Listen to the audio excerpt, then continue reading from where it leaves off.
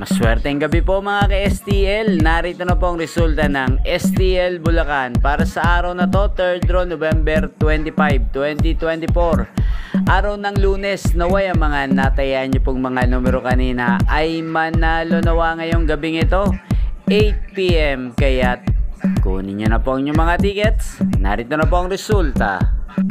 Ang mga numerong nanalo sa STL Bulacan ngayong gabing ito, November 25, 2024, 8 PM, 3rd draw result, 20 at 12 in exact order. Sa lahat po ng tumaya kanina para sa 3rd draw ng 20 at 12, congrats po sa inyo. Panalo po kayo. Again, 20 at 12 in exact order.